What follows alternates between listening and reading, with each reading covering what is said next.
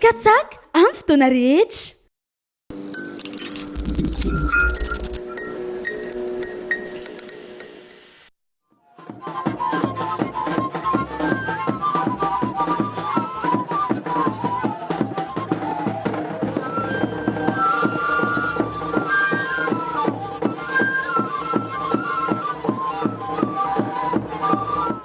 Ny dingana ny anganay voalohany zany a dia tonga tagny amin'ny fokotany misy anay a ny ry bankeroy avy agny Inde ary ny safidy vehivavy efatra tao amin'ny fokotany misy anay.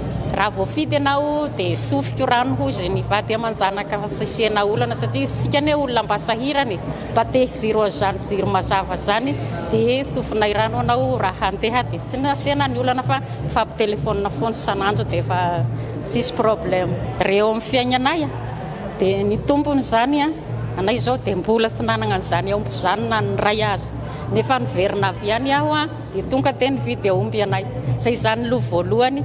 Dia ny tanibarinay koa besaka fa voatany lava volo mbola amboarina harenina tanibary dia afaka nanamboatra an'izay koa zany anay afaka nanarama olona nagnarina le tany lava volo ho tanibary afaka ivelomana na ampitomboana ny sakafo hohanina isanandro. Dia manaraka an'izay dia mba mazava koa zany ny ao an-tranonay satria rehefa niverina agnay dia tonga koa le fitaovana rehefa afaka herintaona ny ahatongavana igny dia tonga daholo ireo fitaovana reo dia nisy 200 trano tokantrano 200 amin'ny fokotany misy anay ao a mazava daholo a isan'izany koa ny tenanay a dia afaka mianatra daholo ny mpianatra amin'ny alina sy mampiasa pétrole sy raha pétrole taloha amin'izao zany mampiasa ny ziro dia tsy misy zany hoe vonoa amin'izay io ziro fa afaka mianatra foana mahafapo azy le mpianatra. Ny taigna koa mikarama amin'ny alina manjary afaka manjary foana taloha pétrole mipitrapitra dia ho amin'izay atory fa maizina zany fa amin'izao zany dia afaka manao izay tianao atao satria mazava.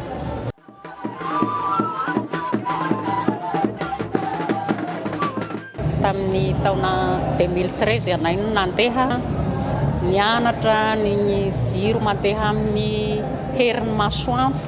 Agnay io moa dia tsara fantatra fa misy ny mba nandia lakilasy ary misy ny tena nandia kely fotsiny ary misy aza ny tena sy nandia mihitsy nefa dia tafavoaka soma tsara le izy satria ohatr'izay no tadiavin'ny zareo fa izy tsy mila hoe manam-pahaizana no handehany fa olona agny tambany vohitra be sy toerana agnamboala be agny zay no safidindry zareo handeha amin'io fianarana io. Ka izy moa zany inglisy ianay malagasy tsy nandeha fianarana dia ny nahatanterahana ny fampitany an'le fomba fampianarana zany dia izy miteny inglisy fa ianao zany mandray azy amin'ny teny malagasy arak'izay azahoanao azy fa mandeha en couleur. Mampiasa loko ry zareo mipetaka eo amin'ny rindrina eo ary mampiasa tableau koa ary anay mpianatra koa avy amin'ny faritra samihafa fa tsy hoe avy aty fandriana rery fa misy avy any Tanzania, Colombia, Panama, groupe valo zany anay no nitambatra tao samy manana ny fiteniny avy dia samy mandray azy avy amin'izay azahoanao azy avy any amin'ny faritra misy anao. Tafavoaka soma tsara zany ireo malagasy sy nandeha fianarana reo amin'izay resaka loko zay. Loko zany no ampiadiana amin'le moins plus dia mivoaka jiro mazava. Ny fanampy zany na ao io fa tsy hoe anao mahay dia eo fotsiny tsy mahay zarena fotsiny eo fa mifanampy zany na io dia tsy hita aloha zay hoe olana efa ela moa zany no nampiana le fomba fiasa Barefoot collège teto Madagascar natomboka tamin'ny tanàna tany amoron-manitany dia hita fa naomby le izy eto Madagascar dia efa 7 zao ny vehivavy efa nahazo an'izay fiofahana zay tany amin'ny Inde dia resy lahatra ny fanjakana malagasy hoe allo aparitakerana Madagascar dia atao programme nationaliste dia hoe allo zany mangana toeram-piofahana eto Madagascar mba ho maro ny vehivavy mba mahazo an'izay fiofahana zay fa tsy mandeha any amin'ny Inde atsony. Ny tanjona eto amin'le toeram-piofanana zany zao dia mba miezaka zany ianao hampita le fahaizana no azonao avy agny Inde ho amin'ny tia Madagascar. Miezaka zany iaho mba hampita ny fahaizana amin'ny mpianatra eto amin'ny Barefoot College Madagascar.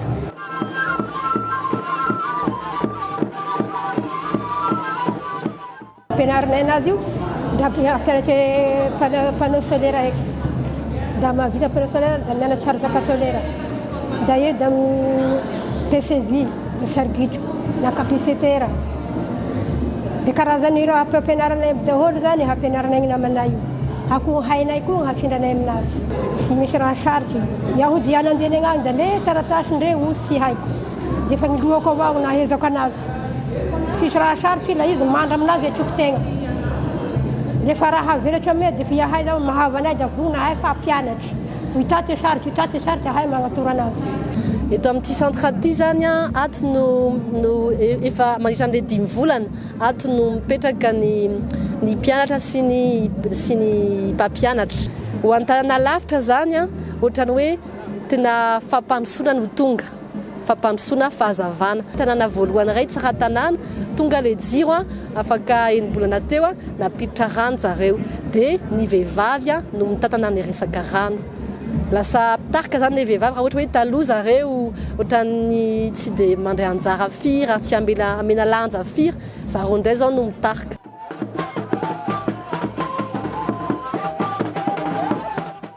Naresy latra zay andeha formation zegny tany misy zay agny zegny tegna sarodalagna fa mandeha amin'ny vedette ihany vao mahatonga agny.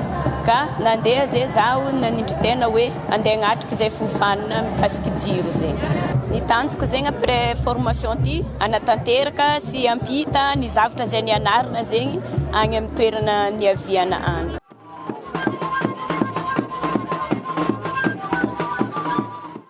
Rehetra mavity zany aleno tena basambatra fa hitaziro mazava ety amin'ny tanàna olo maro noho ny tany nefa tsy afaka.